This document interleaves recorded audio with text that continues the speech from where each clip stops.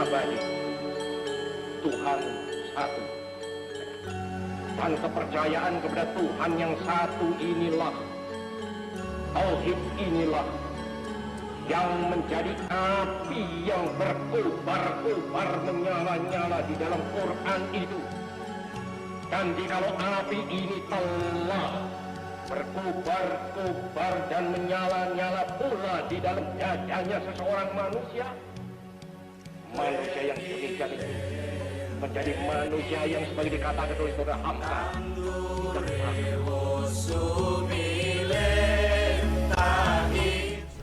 Bismillahirrahmanirrahim.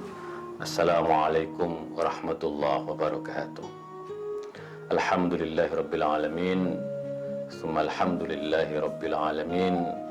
Assalatu wassalamu ala sayyidil mursalin habibina wa syafi'ina maulana Muhammad wa ala alihi at-tayyibin wa sahbihi al-muntajabin wa tabi'ina lahum bi ihsanin ila yaumiddin. Sahabat Islam ramah, marilah kita bersyukur kehadiran Allah Subhanahu wa taala atas rahmat yang dikaruniakan kepada kita semua, sehingga kita tetap di dalam kesehatan, keberkahan, meskipun di tengah pandemi COVID-19. Kita alhamdulillah masih bisa melaksanakan ibadah puasa di bulan Ramadan ini, ibadah yang insya Allah membawa keberkahan bagi kita semua. Selawat serta salam marilah kita senantiasa kumandangkan kepada baginda Rasulullah SAW dan keluarganya.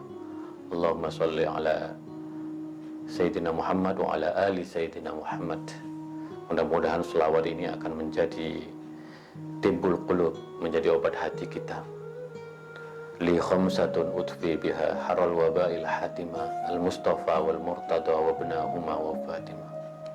Aku mempunyai 5 sosok penting, yaitu sosok yang akan menyembuhkan kita dari berbagai wabah yang ganas, yaitu Rasulullah SAW, Imam Ali bin Abi Thalib karramallahu wajhah, Imam Hasan dan Imam Husain, serta Sayyidah Fatimah Zahra.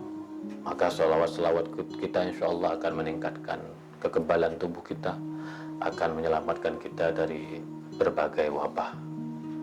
Sahabat Islam ramah, kita seperti biasa akan melanjutkan ngaji pemikiran keislaman Bung Karno, sebuah pemikiran yang tentu kita sudah nikmati dan simak bersama, membangkitkan harapan, membangkitkan optimisme, dan menjadikan kita umat Islam sebagai umat yang bisa berperan dalam medan perjuangan yang luas, sebagaimana disampaikan oleh Bung Karno kepada kita semua. Dan pemikiran keislaman Bung Karno ini adalah pemikiran yang mempunyai pijakan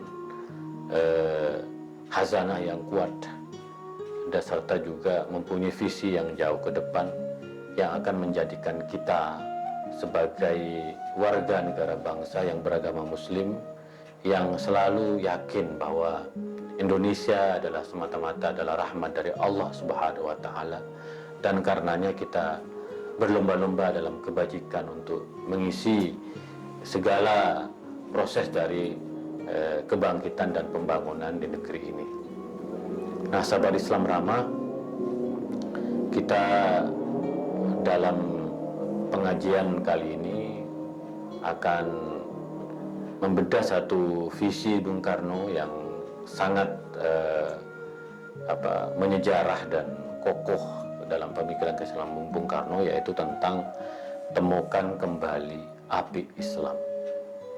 Ini pidato disampaikan Bung Karno dalam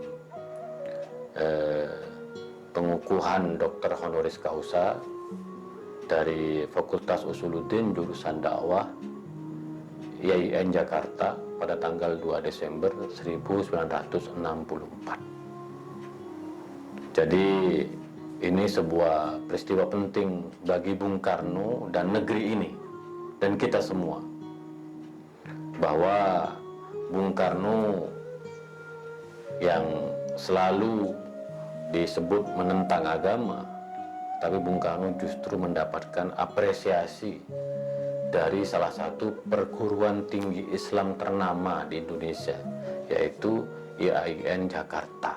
Dulu pada masa saya tahun 90-an, itu mimpi setiap anak muda yang ingin menjadi pemikir muslim atau ulama, itu di dalam pikirannya adalah kuliah di IAIN Jakarta. Nah, sekarang sudah berubah menjadi UIN Jakarta.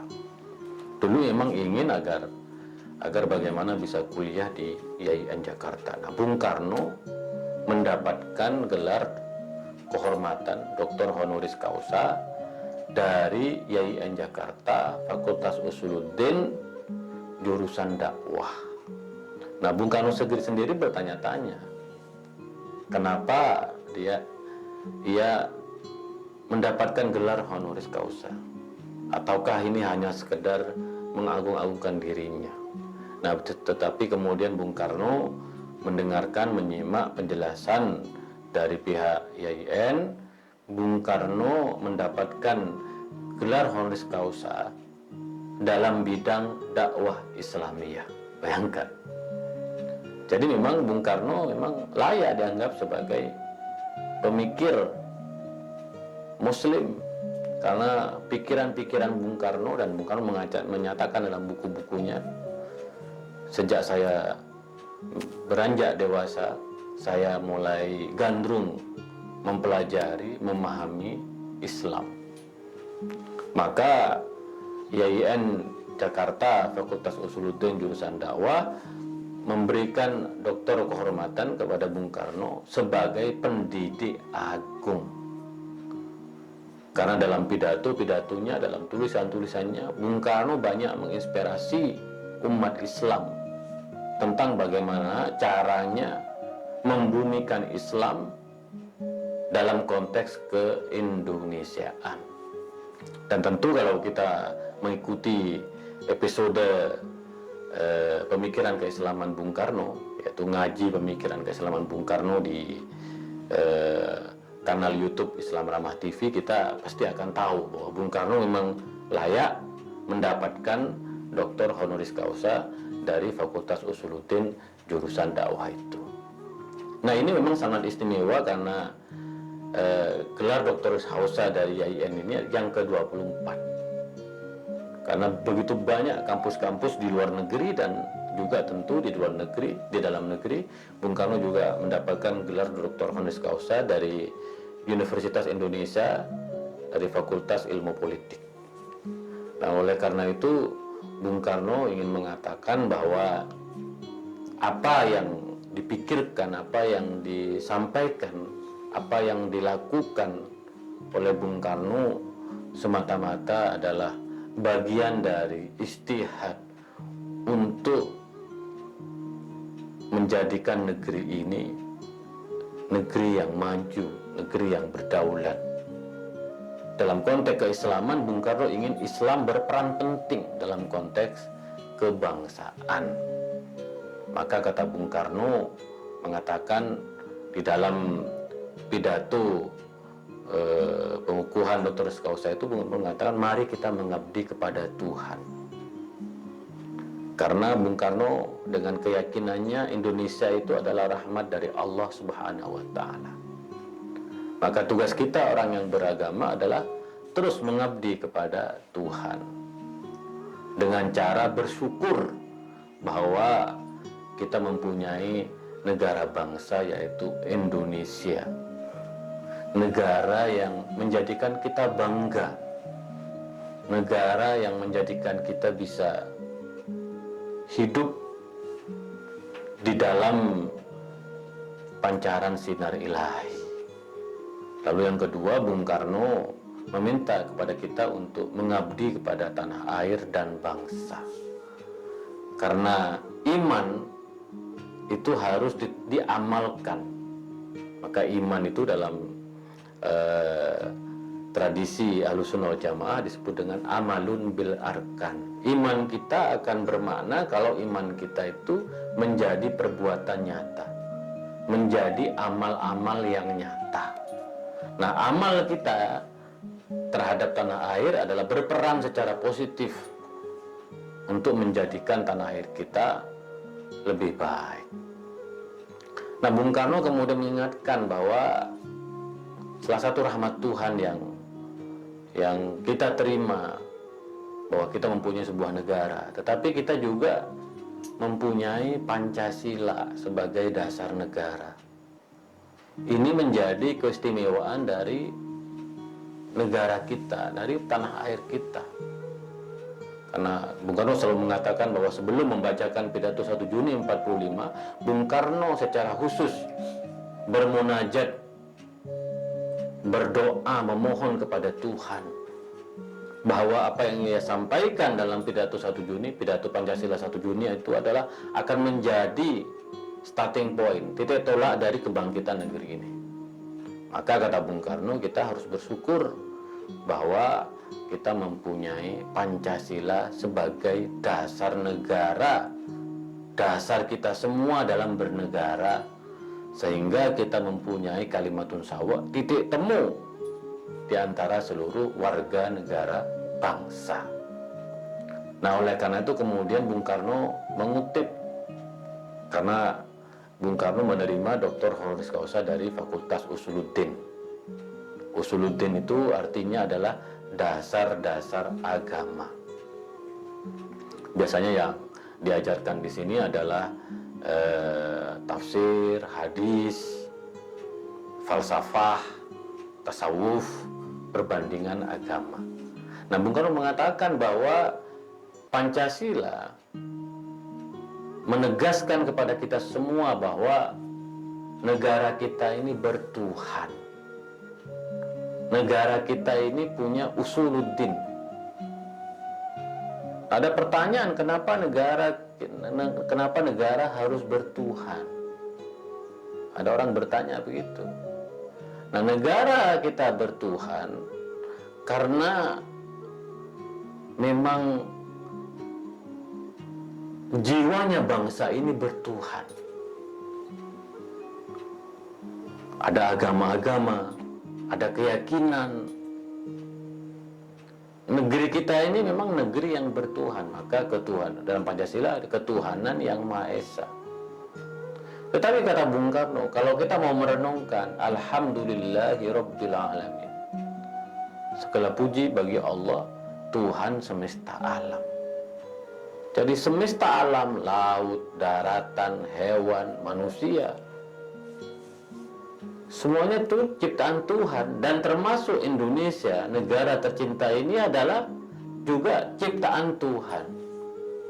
Maka ketika negara mempunyai usuluddin, negara bertuhan, itu mempunyai satu pendasaran teologis yang kuat, yaitu alhamdulillahi rabbil alamin di dalam suratul Fatihah. Jadi oleh karena itu Bung Karno mengingatkan bahwa negara ini bertuhan, maka tanggung jawab kita sebagai khalifah, wakil Tuhan, memakmurkan Indonesia ini, menjadikan Indonesia lebih baik.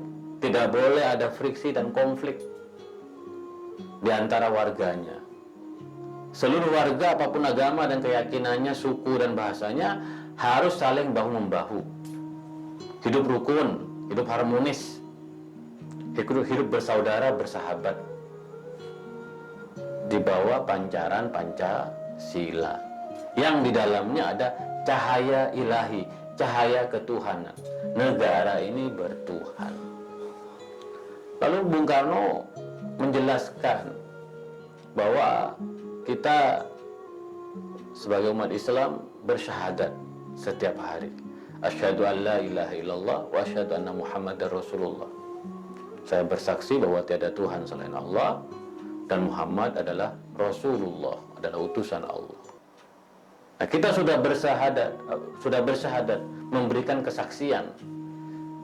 Tetapi kenapa agama Islam mengalami pasang surut? Dan kita melihat bahwa di masa lampau Islam mempunyai peran peradaban yang mulia sehingga menginspirasi kemodernan, pencerahan, kemajuan, modernitas di Eropa. Maka kalau saya masih ingat kuliah, mata-mata kuliah di Al-Azhar Mesir, ada sebuah tesis yang mengatakan bahwa cogito ergo sum, saya berpikir maka saya ada, punya tekad, itu sebenarnya diinspirasi oleh Imam Al-Ghazali yang mengatakan man lam yasyuk lam yandur wa man lam yandur lam yubsir. Barang siapa tidak ragu, dia tidak akan bisa melihat. Barang siapa tidak bisa melihat, dia tidak akan bisa menemukan kebenaran. Wallahu a'lam benarnya. Tetapi bahwa di masa lampau Islam menguasai peradaban dunia. Nah, oleh karena itu kata Bung Karno, memang kata kuncinya adalah api Islam. Bahwa kita kalau ingin Islam itu berperan bagi negara, bagi dunia, dan bagi kita semua, maka jiwa Islam itu harus naik. Api Islam itu harus ditemukan dan diangkat kembali. Dan kita, kata Bung Karno, mengkritisi orang-orang mahasiswa IAIN. Dan kita tahu bahwa sebagian besar mahasiswa IAIN ini adalah lulusan pesantren. Nah, Bung Karno mengatakan bahwa kita yang lulusan pesantren ini harus naik kelas. Tidak hanya berkiblat ke Arab Saudi, tetapi juga berkiblat ke Kairo. Nah, ini penting. Kenapa tidak hanya ke Saudi? Karena ada pandangan dalam masyarakat bahwa Saudi, Arab Saudi menjadi role model dari pemikiran keislaman. Karena di sana ada Masjidil Haram dan Masjid Nabawi, kebanggaan kita umat Islam. Kita sholat setiap saat ke Masjidil Haram di Mekah Al-Mukarramah. Tetapi Bung Karno mengatakan bahwa dunia Islam itu bukan hanya Arab Saudi. Di situ ada Wahabisme, tetapi juga ada Kairo. Di situ ada Al-Azhar, makanya saya kuliah di Al-Azhar, tidak kuliah di Arab Saudi. Harus melihat Kairo, kemegahan peradaban Islam. Di situ ada Al-Azhar yang mengajarkan keragaman mazhab. Tidak hanya satu mazhab. Bahkan kita belajar 4 mazhab di Al-Azhar, yaitu Hanafi, Maliki, Syafi'i, Hambali. Kita juga belajar mazhab Syiah, yaitu Ja'fari dan Zaidi. Kita dibukakan. Belum lagi peradaban Kairo yang sangat kaya. Bagaimana kemegahan dari piramid, bagaimana kecanggihan dari Jamaluddin Al-Afghani dan Muhammad Abduh. Maka ketika Bung Karno mendapatkan gelar Dr. Honoris Causa dari Al-Azhar Mesir, itu Bung Karno mendapatkan gelar Dr. Honoris Causa 2 kali. Yang pertama dalam bidang filsafat. Ini berarti Bung Karno dapat Dr. Honoris Causa dari jurusan saya, dari bidang filsafat. Bung Karno mendapatkan apresiasi karena Bung Karno menguasai pikiran-pikiran Jamaluddin Al-Afghani yang telah menginspirasi Muhammad Abduh, sosok kebanggaan dari Al-Azhar. Bahkan kata ulama-ulama Al-Azhar, pengetahuan Bung Karno terhadap Jamaluddin Al-Afghani sebagai bapak kemerdekaan itu melebihi dari orang-orang Mesir dan ulama-ulama Al-Azhar. Jadi kata Bung Karno, kita harus membuka cakrawala, tidak hanya ke Arab Saudi, tetapi juga ke Kairo, sehingga kita bisa membandingkan. Maka di Usuluddin juga ada ilmu perbandingan, membandingkan antara satu peradaban dengan peradaban lain, antara satu hazanah dengan hazanah yang lain. Itu salah satu ciri dari api Islam, kata Bung Karno. Kita jangan hanya puas dengan apa yang kita terima, harus terus mengembangkan cakrawala. Maka alhamdulillah pidato Bung Karno dalam pengukuhan Nusra Kausa ini sudah menjadi kenyataan sekarang, karena banyak anak-anak pesantren yang melanjutkan pendidikan ke barat, sekolah di Amerika, di Eropa, di Australia, dan mereka sekarang menguasai pentas panggung intelektualisme dunia, kampus-kampus terkemuka. Dan lulusan pesantren tapi kemudian belajar di kampus-kampus barat. Karena banyak juga yang belajar di Al-Azhar Mesir. Di Al-Azhar Mesir itu alumninya sekarang sekitar 35.000. Ini dulu yang disebut dengan api Islam oleh Bung Karno. Maka Bung Karno selalu mengatakan the mind of Mi'raj, cakrawala yang terus naik, cakrawala yang terus bermi'raj, tidak hanya berhenti di satu tempat. Api Islam itu mengajak kita untuk terus berproses, bermetaforfosa. Maka kata Bung Karno di dalam Al-Quran selalu ditekankan bahwa kita ini seorang mukmin, bukan hanya seorang muslim. Seorang mukmin itu punya keyakinan, punya keimanan. Dan iman itu adalah api Islam. Iman itu membebaskan kita sebagai warga negara. Dari iman itu akan lahir perlawanan terhadap penjajahan. Maka kata Bung Karno, kalau api Islam ini berkobar-kobar, kalau api Islam ini menyala-nyala, maka kita akan mencapai kemerdekaan. Kalau api Islam ini menyala-nyala, maka kita tidak akan mudah diintervensi oleh orang luar, oleh pihak asing. Maka Bung Karno mengingatkan tentang pentingnya bahwa kita ini sebagai mukmin, karena kita melebihi identitas kita dari sekedar sebagai seorang muslim. Maka iman itu sebagai apinya Islam. Dan lalu Bung Karno mengajak kita untuk berkelana, the word of mind. Bung Karno mengatakan bahwa pernah ke Amerika dan melihat wajah Islam di Amerika. Bung Karno pernah ke Inggris dan melihat wajah Islam di Inggris. Bung Karno pernah ke Jerman, melihat juga bagaimana wajah Islam di Jerman. Ke Italia, wajah Islam di Italia. Di India, di Pakistan, di Mesir. Dan pada akhirnya Bung Karno mengatakan bahwa ya Islam itu adalah agama yang universal. Dan Islam agama yang merahmati dunia. Kenapa?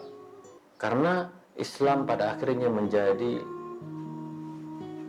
api Islam ini menjadi rahmat bagi dunia. Wa ma arsalnaka illa rahmatan lil alamin. Dan aku tidak utus kamu Muhammad sebagai rahmat bagi semesta alam. Islam menjadi rahmat. Dan Islam akan terus menjadi rahmat jikalau yang muncul ke permukaan adalah apinya Islam. Maka sekali lagi Bung Karno mengingatkan bahwa kita harus terus beristihad, berolah pikir, melahirkan pikiran-pikiran baru, karena istihad adalah gerbang bagi kemerdekaan. Istihad adalah gerbang bagi kemajuan. Istihad adalah gerbang bagi kebangkitan. Maka kita sebagai umat Islam harus terus melakukan istihad-istihad dalam berbagai bidang, sehingga negeri ini bisa mewujudkan cita-citanya sebagai bangsa yang berdaulat, berdikari, dan berperi kemanusiaan. Sahabat Islam ramah, kita tentu bersyukur bahwa api Islam ini terus menjadi kekuatan kita sebagai sebuah bangsa, kekuatan kita sebagai umat Islam yang akan menjadikan agama kita sebagai modal yang sangat penting untuk terus membangun cinta terhadap tanah air. Karena bagaimanapun keimanan yang kita yakini, usuluddin itu, ekspresi kulturalnya, dalam faktualnya itu adalah menjadi cinta terhadap tanah air.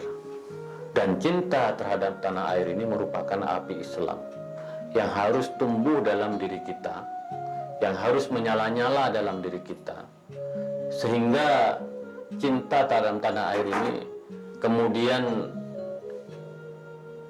menghilangkan segala perbedaan yang terdapat di dalam diri kita. Perbedaan adalah rahmat, bahwa kita berbeda dari segi paham politik, berbeda dari segi mazhab, berbeda dari segi agama. Tetapi kita harus sadar bahwa kita adalah warga negara bangsa yang harus mengedepankan cinta daripada permusuhan. Cinta ini adalah api Islam, yang kata Bung Karno, bahwa kita dalam berbangsa dan bernegara membutuhkan cinta. Karena cinta yang kemudian melahirkan gotong royong di antara sesama kita sebagai warga negara bangsa. Kita harus bahu-membahu. Sekali lagi, kalau kita melihat momen-momen krisis seperti pandemi yang kita hadapi sekarang, sekali lagi kita membutuhkan cinta di antara sesama warga untuk keluar dari krisis. Karena selain pandemi, ada krisis ekonomi yang kita rasakan bersama-sama. Kalau kita mempunyai apinya Islam, yang di dalamnya ada cinta di antara sesama warga bangsa, maka insya Allah kita akan mampu melewati masa-masa yang sulit. Nah, selain itu, kata Bung Karno, memang istihad, olah pikir, bahwa kita harus menggunakan akal kita untuk melahirkan pikiran-pikiran yang dapat membangkitkan, yang dapat menunjukkan kemajuan negeri ini. Maka ilmu pengetahuan itu menjadi sangat penting. Kita harus naik kelas, harus menembus cakrawalanya ilmu pengetahuan. Maka umat Islam kita harus mencintai sains, ilmu pengetahuan. Karena bagaimanapun ilmu pengetahuan itu adalah, kata Imam Ali, dallatul mu'min, adalah harta karun umat Islam yang hilang. Anna wajadaha fahuwa ahqqu biha. Dimanapun kita mendapatkannya, maka ilmu pengetahuan itu milik kita. Yang namanya Al-Jabar, dulu ahli matematika itu adalah seorang muslim. Al-Bairuni sejarawan, seorang muslim. Al-Khwarizmi juga muslim. Ibnu Sina muslim. Maka seorang muslim yang meyakini api Islam itu, dia akan terus berkelana dengan cakrawalanya untuk menguasai ilmu pengetahuan yang setinggi-tingginya. Belajar, terus belajar, membaca dengan tekun. Marilah kita di bulan Ramadan ini terus mengukuhkan api Islam dalam diri kita, sehingga kita kemudian mempunyai modal yang kuat untuk berperan dalam konteks kebangsaan, bahkan dalam konteks peradaban dunia. Sahabat Islam ramah, itulah kira-kira ngaji pemikiran keislaman Bung Karno. Mudah-mudahan memberikan manfaat bagi kita semua.